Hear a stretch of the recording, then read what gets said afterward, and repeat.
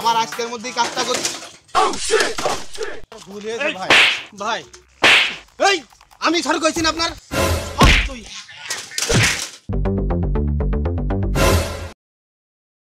তুই কই, তুই তাড়াতাড়ি এক্ষুনি বাড়ি আয়।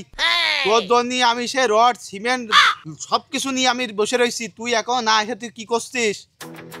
ওই তুই শুয়ে রয়েছিস, সে শুয়ে থাকার সময় তো আমার নেই, আমার আজকের মধ্যেই কাজটা করতে।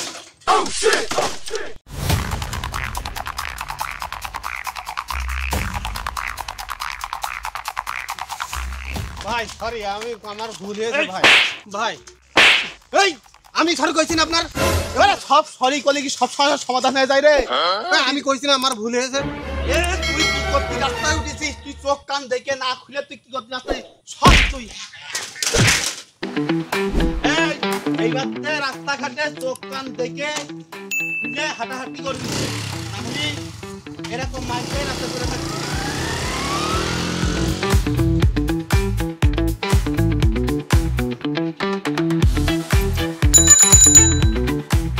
হে আল্লাহ, ও আমার গায়ে সামান্য কারণে আজকে হাত দিয়েছে আল্লাহ, আমি ভুল স্বীকার করেছি, তারপরও আমার মাফ করলো না আল্লাহ, ও আমার সহানুভূতি দেখালো না আল্লাহ। তোমার আদালতে আমি বিচার দিলাম মাবুদ, ওরে বিচারটা কইরো আল্লাহ, ওরে বিচারটা কইরো।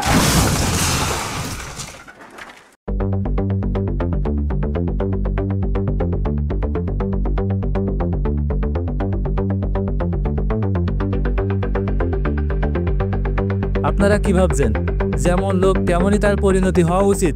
আসলে যদি ঘটনাটা এমন না হয়ে অন্যরকম হতো তাহলে কেমন হতো? চলুন তাহলে দেখে আসি সেটা কেমন হতো। তুই দেখিস না ভাই, আমার ভুল হয়ে গেছে ভাই, আমার মাফ করে দেন ভাই, আমার ভুল হয়ে গেছে ভাই। আসলে আমি ইচ্ছা করে করিনি ভাই, এই আমার সাইকেলের ব্রেকটা কম কাজ করছিল, তার জন্য ভাই এই ভুলটা হয়েছে, আমি খুব দুঃখিত ভাই। আচ্ছা ভাই সমস্যা নাই, ওই রাস্তাঘাটে চলাফেরা করতে গেলি সাইকেলের বেল ব্রেক না থাকলে রাস্তাঘাটে চলা খুবই দুষ্কর। আপনি একটা ভালো ব্রেক বেল সবকিছু লাগাই নিয়েন, ব্রেক বাদে রাস্তাঘাটে সাইকেল অথবা বাইক চালানো ঠিক না, এতে বড় দুর্ঘটনা ঘটে। ভাই আমি ওই বাজারে যাচ্ছিলাম সাইকেলে ব্রেকই লাগাতি ভাই। আচ্ছা ভাই সমস্যা নেই, সাবধানে যেন আর ভালো করে ব্রেকটা লাগাই নিয়েন, আমি গেলাম ভাই, ঠিক আছে আসি ভাই।